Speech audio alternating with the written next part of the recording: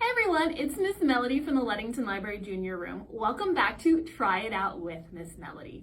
Today we are going to be making a craft that is also a great outdoor activity. We are going to be making homemade paper bag kites. And these are great to use now that we have all of this windy weather. When you are using your kite, you're also going to need to be a little bit active. Because unlike kites that you buy at the store, the paper bag kite is not going to stay up in the air without a little bit of help. As you're using the kite, you're going to need to run around and some air is going to get trapped inside your bag and keep it up in the air. But once you stop moving, it won't stay up for very long. So paper bag kites are good to use in the backyard or at the park, someplace you have a lot of space to move around and see it fly through the air. You're going to need a few materials to make these paper bag kites. The first one is a small paper bag, like the kind you would use maybe to pack a lunch. Not a huge one like you would use to go to the grocery store, just a small bag. You're also going to need some string or yarn and a large popsicle stick or craft stick to make your kite's handle. You will need a hole punch and some scissors. Then you will need some type of art supplies, because if you just left your bag looking like this, your kite would not be very exciting. On this bag, I had some different kinds of painter's tape in other colors, so I made a design using painter's tape.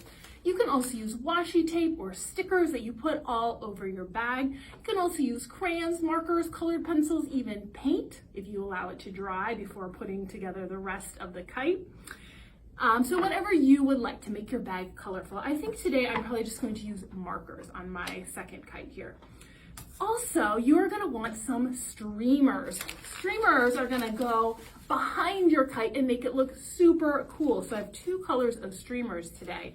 And you're going to need some tape to attach the streamers on there. If you don't have streamers, you can use ribbons or more yarn to kind of create a tail for your kite.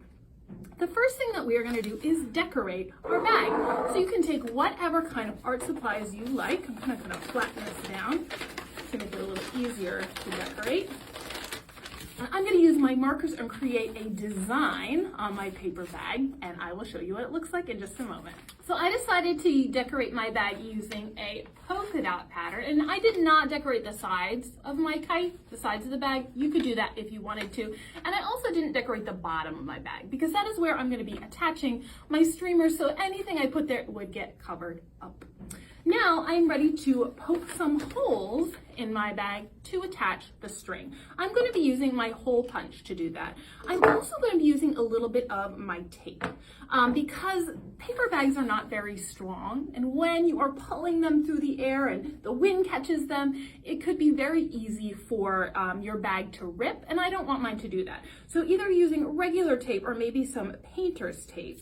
What I'm going to do is put a little bit in each of the corners near the open side of the bag, which is where I'm going to poke my holes. So I'm going to put just little pieces kind of to make a square, so there'll be tape all around where I punch my hole, and then less likely to rip when I'm running around with my kite. You can do this if you would like to. You don't have to. It just helps to make your kite a little more strong and less likely to rip as you're using it. So now I have tape in each of my four corners at the open end of the bag. Once I've done that, I'm going to take out my hole punch, and I'm going to punch a hole right in the middle of those sections of tape. So just like this. 1, 2, 3, and 4. So now I have 4 holes near the opening of my bag, and that's what my string is going to go through. And I'm actually going to be cutting out 3 pieces of string or yarn. The first one I'm going to make about a foot long. It doesn't have to be exact measurement. And I'm going to cut another one that is about the same length. I'm going to line it up, create 2 pieces of string that are about 12 inches or 1 foot long. And using these strings, I'm going to create 2 loops. So I'm going to find the 2 holes that are on the same side of the bag, and I am going to tie my string through each of them to create a little bit of a loop. So I've tied there. You can see as you're tying this is why you might want to use some tape, because as you're tying this yarn or string, it is going to pull a little bit against the bag. There we go. So it's kind of like we're creating handles on either side. This is going to help keep the bag open as we're pulling it along. Now I'm going to use my other string to make a little loop on the other side, or a handle. So I'm going to tie it between each of these 2 holes, just like this.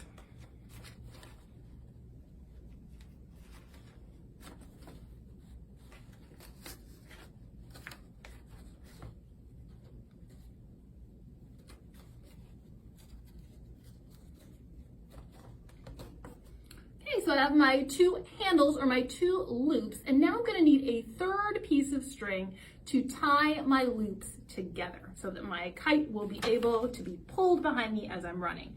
I want this to be a little bit longer, so I'm going to make it about maybe 2 to 3 feet. It doesn't have to be super long, and you can always kind of roll it up on your handle if you find it is too long for you. If younger children with little shorter arms, you probably do not need quite as much string. So I'm going to take my 2 handles here, I'm going to take the end of my yarn, tie it nice and tightly so those 2 strings are connected together, just like this. I'm going to use my scissors to trim off the edge right there.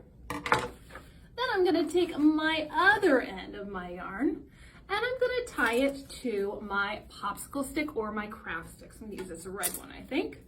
So I'm just going to tie it around my craft stick nice and tightly. Probably want to double knot it so that it won't come undone. And you might need to also trim the yarn when you're done with that as well.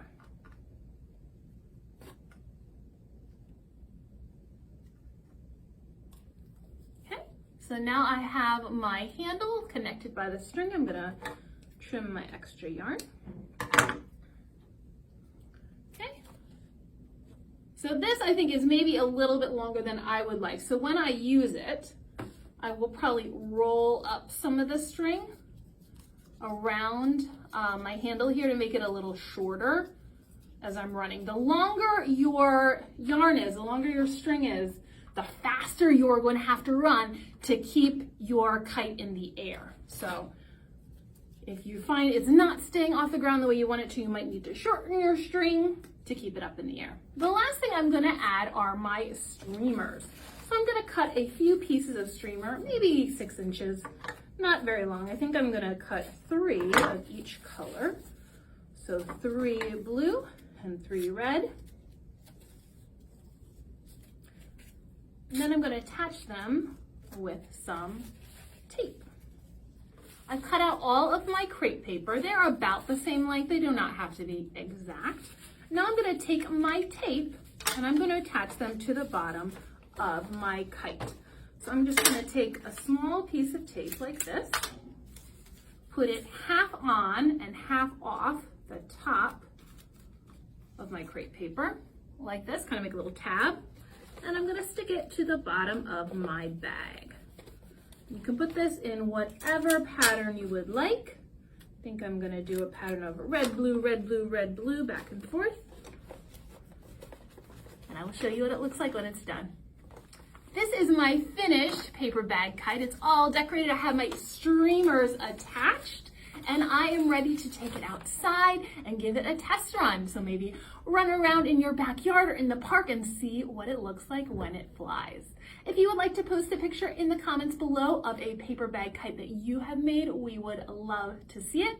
We would also love to see you this week if you would like to come in and build your own droid. We have some supplies out to make some paper droids that you can take home with you this week. And we also have some more Mother's Day bags. If you would like to call and reserve those, we have some left if you would like to pick one up this week because Mother's Day is next Sunday. So we hope to see you soon.